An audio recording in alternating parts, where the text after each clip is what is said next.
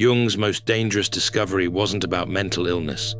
It was about people who see everything others miss, and why this ability destroys them. In his clinical practice, Jung documented patients with what he called differentiated perception, individuals who could read micro-expressions, sense hidden emotions, and perceive psychological patterns that escaped everyone else. They saw through social masks, detected lies instantly, and felt the unconscious tensions in every room.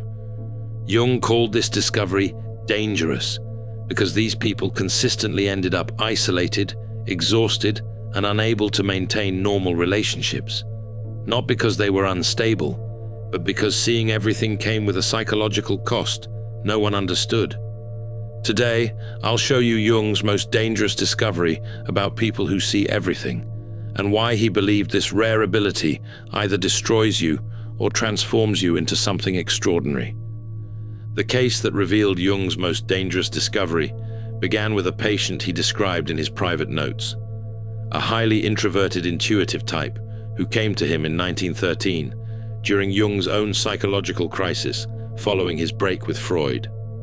This patient, representing what Jung would later categorize as the rarest personality type, possessed what he called undifferentiated intuitive perception. She could walk into any room and immediately sense the psychological atmosphere, who was lying, who was in emotional pain, who harbored secret resentments.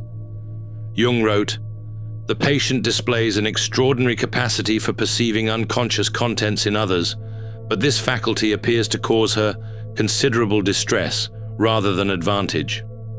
She couldn't engage in small talk because she saw through every social facade. She couldn't maintain friendships because people felt exposed and uncomfortable around her. She couldn't hold employment because her presence disrupted the collective unconscious agreements that keep groups functioning. Jung realized he wasn't treating pathology.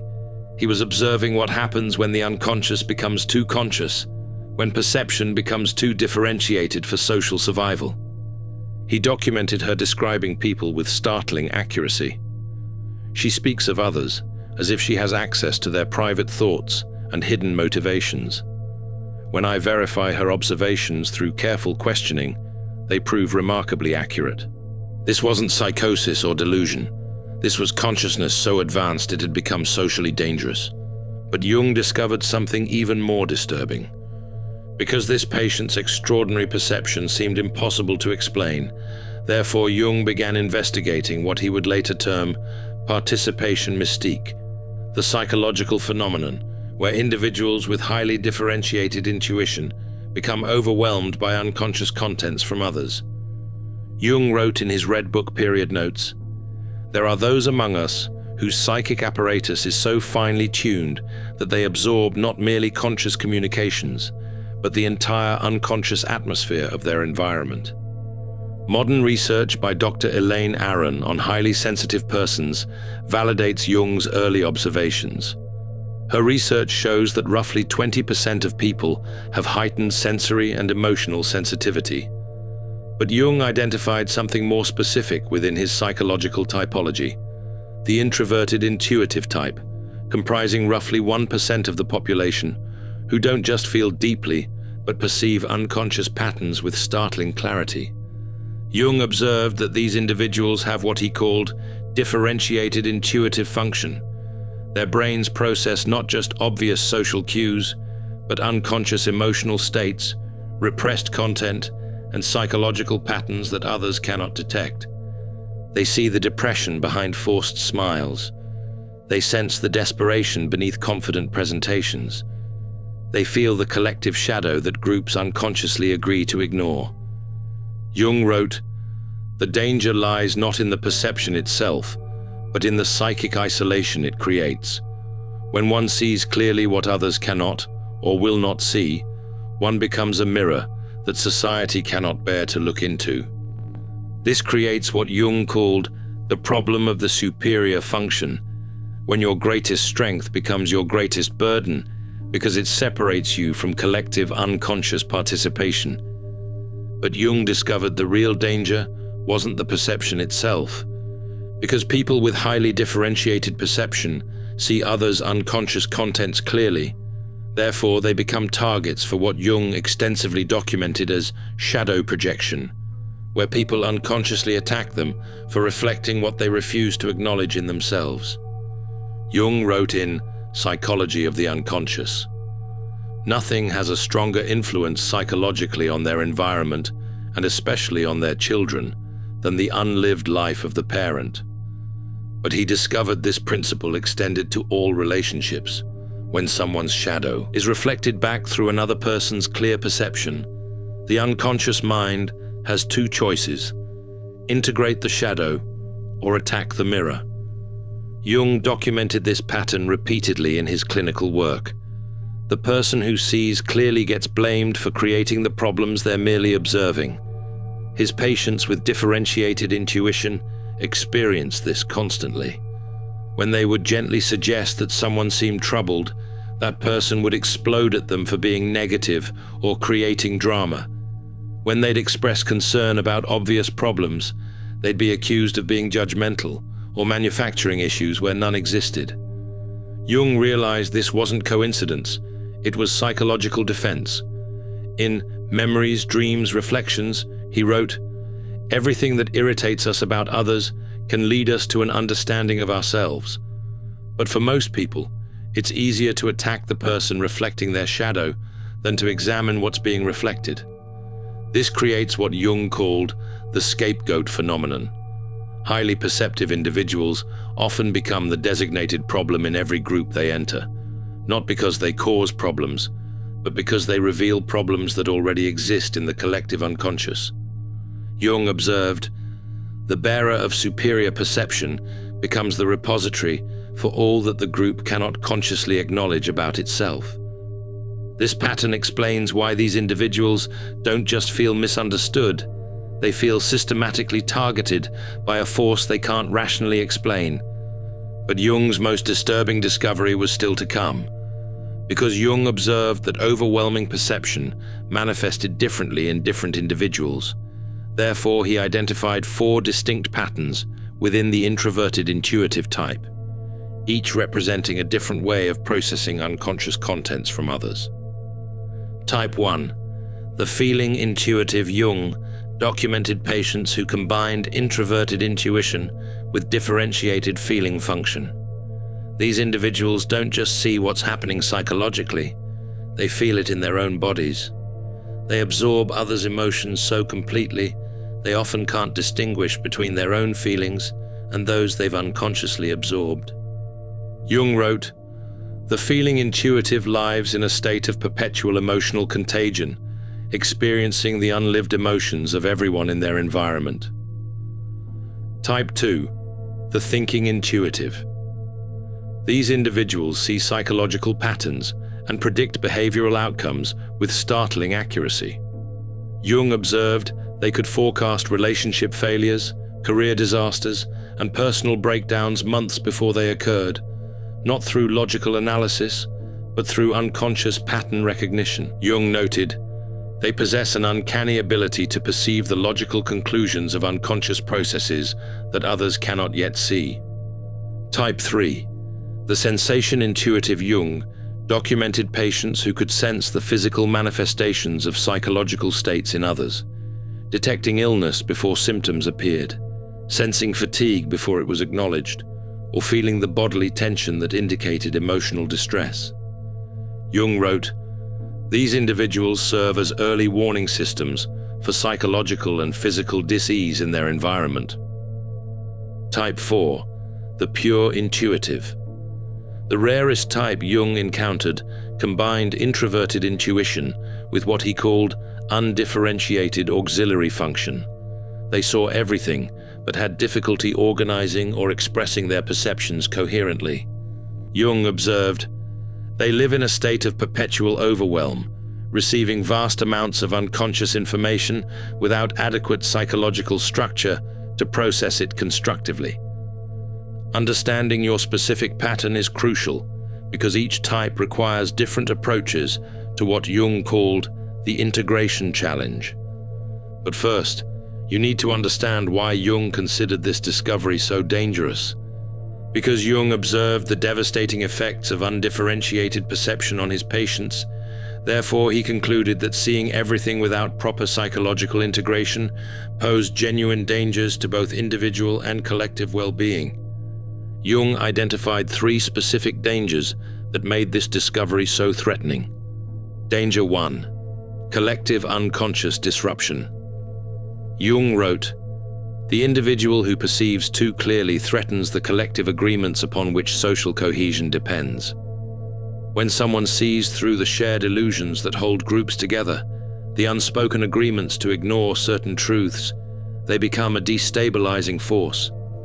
Jung observed that organizations, families, and societies function partly through collective unconscious agreements about what will and won't be acknowledged. The highly perceptive individual inadvertently violates these agreements simply by existing authentically. Danger 2. Psychological isolation. Jung documented how differentiated perception creates what he called the problem of superior function, when your greatest psychological strength becomes the source of your greatest suffering. He wrote, "The curse of consciousness is that it cannot be shared with those who do not possess it. The individual becomes an island of awareness in an ocean of unconsciousness. This isolation isn't just social, it's existential. These individuals often report feeling like they're living in a different reality from everyone around them." Danger 3. Identity dissolution. Most dangerously, Jung found that people who absorb unconscious contents from others often lose contact with their own authentic personality. They become so flooded with external psychological material that they can't distinguish between their own inner world and what they're absorbing from their environment. Jung called this participation mystique, a state where psychological boundaries dissolve and the individual becomes merged with collective unconscious contents. He wrote, "The danger is not merely social exile, but psychological annihilation, the complete loss of individual identity in favor of collective possession." This is why Jung considered the integration of superior perception not just therapeutically important, but psychologically urgent. Because unintegrated superior perception posed such dangers, therefore Jung developed what he called the individuation process, a systematic approach to maintaining individual identity while developing conscious relationship with unconscious contents. Phase 1. Recognition and differentiation. Jung taught his highly perceptive patients to first recognize when they were absorbing psychological material that wasn't their own. He called this conscious discrimination, the ability to distinguish between authentic inner experience and unconsciously absorbed external content. Jung wrote, "The first task is to establish what belongs to you and what belongs to others. Without this discrimination, there can be no individual development." Technique. Jung instructed patients to spend time in complete solitude daily, allowing absorbed material to settle so they could recognize their own authentic psychological voice. Phase 2. Shadow integration. Jung discovered that people who see others' shadows clearly often do so because they haven't integrated their own. The more you deny your own capacity for deception, selfishness, or cruelty, the more disturbed you'll be by seeing these qualities in others. Jung wrote, "Everything that irritates us about others can lead us to an understanding of ourselves, but only if we have the courage to look inward, rather than remaining focused outward." Shadow integration means acknowledging that you contain every human quality you observe in others. This doesn't make you a bad person. It makes you a complete person who can see clearly without judgment. Phase 3. Conscious participation. The final phase involves what Jung called conscious participation in the collective unconscious, the ability to engage with others' psychological contents without being overwhelmed or losing your individual identity. Jung wrote, "The individuated person can serve as a bridge between conscious and unconscious, helping to make the unconscious conscious in others without sacrificing their own psychological integrity." This requires developing what Jung called psychological containers, the ability to hold others' unconscious contents temporarily while maintaining awareness that they are not your own. Because Jung understood that superior perception either destroys or transforms individuals, therefore he studied historical figures to understand the difference between successful integration and psychological breakdown. The case of Nietzsche, unintegrated perception. Jung was deeply influenced by Nietzsche's philosophy, but observed how his superior perception ultimately led to psychological collapse. In Memories, Dreams, Reflections, Jung wrote about Nietzsche's ability to see through social, religious, and philosophical facades with devastating clarity. However, Jung noted that Nietzsche never learned to integrate these insights constructively. Instead of using his perception in service of healing, he wielded it as a weapon against society. Jung wrote, "Nietzsche possessed extraordinary insight into human nature, but he remained identified with his superior function rather than integrating it into a balanced personality." Jung observed that Nietzsche's isolation and eventual breakdown represented what happens when superior perception remains unintegrated. The individual becomes consumed by what they see rather than transformed by it. The case of Meister Eckhart, successful integration. Jung extensively studied the medieval mystic Meister Eckhart, whom he considered an example of successfully integrated superior perception. Eckhart possessed what Jung called mystical intuition, the ability to perceive spiritual and psychological realities that others could not access. But unlike Nietzsche, Eckhart channeled his insights into compassionate service. Jung wrote, "Eckhart transformed his superior perception into wisdom that could nourish others without overwhelming them. He saw clearly, but spoke in ways that invited understanding rather than resistance." Jung noted that Eckhart's success came from what he called conscious humility, the recognition that superior perception is a gift to be shared wisely, not a weapon to be wielded. Jung's own integration journey. Most significantly, Jung documented his own struggle with overwhelming perception during what he called his confrontation with the unconscious from 1913 to 1919, recorded in the Red Book. Jung wrote, "I was menaced by a psychosis and was saved only by my ability to understand what was happening to me through my work with patients. His superior perception of unconscious contents, both his own and others, nearly destroyed him until he learned to integrate these experiences consciously." Jung's breakthrough came when he realized that his overwhelming perceptions weren't pathological, but evolutionary. They represented consciousness attempting to evolve beyond current collective limitations. This realization transformed his approach to patients with similar gifts. Because individuals with superior perception often face isolation, therefore Jung emphasized the crucial importance of finding what he called the few who understand, others capable of engaging with differentiated consciousness without defensiveness.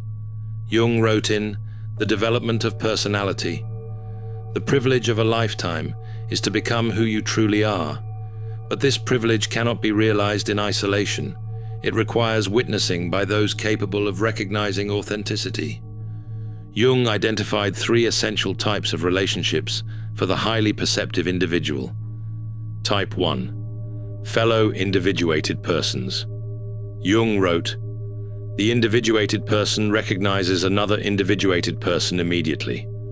There is a quality of presence, an authenticity that cannot be fabricated. These connections often happen instantly and intensely. You recognize each other as members of what Jung called the conscious minority. These relationships are rare but essential for psychological survival. With fellow individuated persons, you can be completely authentic without fear of overwhelming or threatening them." Type 2.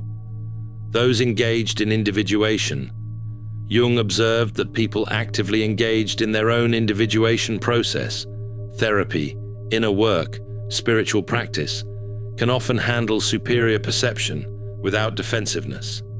They may not possess it themselves, but they understand its value. Jung wrote, "Those who have begun to know themselves can bear to be known by others." Type 3. Natural containers. Jung identified individuals who, while not possessing superior perception themselves, have what he called natural container function, the ability to hold psychological content without being overwhelmed by it. These might be mature individuals who have weathered significant life challenges. The recognition process. Jung developed specific indicators for identifying safe relationships. They ask genuine questions about your observations, rather than immediately defending against them. They can acknowledge their own contradictions and limitations without shame. They demonstrate what Jung called psychological mindedness, interest in inner reality. They maintain emotional stability when confronted with uncomfortable truths. They show genuine curiosity about consciousness and growth. Gradual revelation protocol. Jung taught a careful process for revealing perceptive abilities. 1. Begin with small, gentle observations. 2.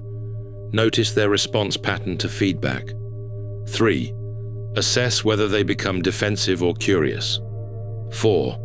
Gradually increase depth based on their demonstrated capacity. 5. Always frame insights as offerings rather than pronouncements. Jung emphasized, the goal is not to find people who accept everything you see, but to find people who can engage with your perceptions as valuable contributions to understanding rather than threats to their self-image. Because integrated superior perception serves both individual and collective development, therefore Jung viewed successful individuation as essential not just for personal well-being, but for the evolution of human consciousness itself. Jung wrote in The Undiscovered Self, "The individual has always been the carrier of the living spirit, the one who brings about the change in society."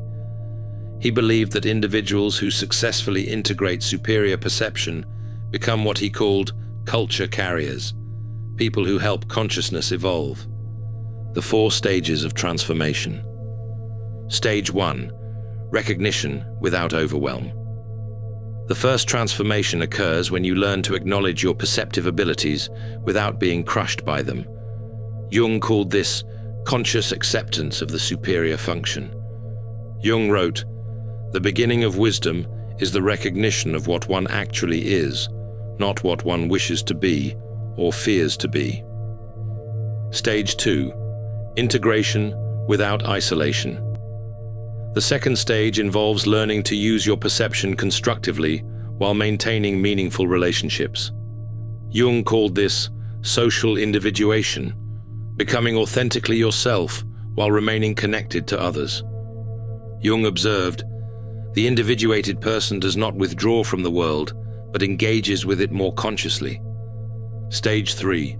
Service without sacrifice. The third transformation happens when your perception becomes a gift you offer, rather than a burden you carry. Jung called this conscious participation, using your abilities in service of others without depleting yourself. Jung wrote, "The privilege of a lifetime is to become who you truly are, and then to offer that authentic self in service of the whole." Stage 4. Legacy without attachment. The final stage involves what Jung called transcendent function, using your perception to contribute to collective consciousness evolution without attachment to whether others recognize or accept your contributions. Jung observed, the individuated person works for the future, not for personal recognition in the present. The integration becomes cultural medicine. Jung believed that individuals who successfully integrate superior perception serve a vital evolutionary function. They see what collective consciousness is not yet ready to acknowledge, helping to prepare humanity for necessary developmental steps. Jung wrote, "What is not brought to consciousness comes to us as fate." Highly perceptive individuals who learn integration help make unconscious contents conscious before they manifest destructively in collective behavior. But Jung warned about specific pitfalls that can derail this transformation. Because the path of integrating superior perception contains specific dangers, therefore Jung documented the most common ways individuals derail their own transformation process. Pitfall 1. The inflation trap. Jung wrote extensively about psychological inflation, when individuals become identified with their superior function rather than integrating it consciously. In 2 essays on analytical psychology, he warned, "The danger is that the ego identifies with the archetype, leading to an inflation that cuts the individual off from human relationships." Highly perceptive individuals often fall into what Jung called the prophet complex, believing they must save everyone from unconsciousness. This leads to preaching, judgment, and eventual isolation. Jung observed, "The moment one believes oneself to be the bearer of absolute truth, one has fallen into the trap of unconscious possession by the very forces one seeks to understand." Pitfall 2. The withdrawal. Justification. Jung documented cases where individuals used their superior perception to justify complete withdrawal from society.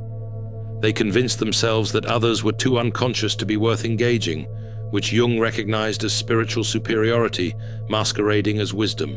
Jung wrote, "True individuation requires engagement with the unconscious world, not escape from it.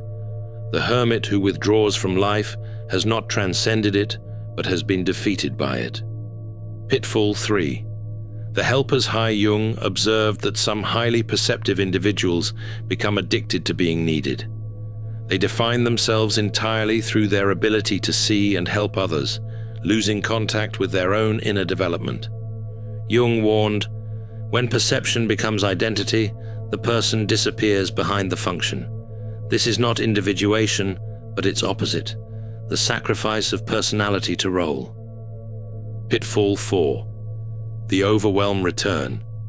Even successfully integrated individuals can regress during periods of stress trauma or major life transitions. They stop maintaining their psychological boundaries and become flooded with others' unconscious contents again. Jung emphasized, integration is not a permanent achievement, but a dynamic process requiring constant conscious attention. The integration maintenance Jung developed ongoing practices for maintaining healthy integration. Regular solitude for distinguishing your own psychological contents from absorbed material. Conscious choice about when and with whom to engage perceptive abilities. Ongoing shadow work to prevent projection of your own unconscious contents. Connection with others capable of providing reality checking and support. Creative expression as an outlet for overwhelming perceptual input. Jung wrote, "The integrated person does not achieve perfection, but learns to dance consciously with their own psychological complexity." Because Jung understood superior perception within the context of collective psychological development, therefore he viewed highly perceptive individuals as serving an essential evolutionary function for human consciousness. In The Undiscovered Self, Jung wrote, "The individual has always been the carrier of the living spirit, the one who brings about the change in society." He believed that people with superior perception serve as what he called consciousness pioneers, individuals whose psychological development precedes collective readiness. The historical pattern. Jung observed that throughout history, individuals with superior perception often appeared before collective consciousness was ready to integrate their insights. They served as advanced scouts for psychological territories that humanity would eventually need to explore. Jung wrote, "What appears in the individual first as psychological insight later manifests in the collective as cultural transformation. The individual serves as a laboratory for consciousness experiments that will eventually benefit the whole." Modern manifestations.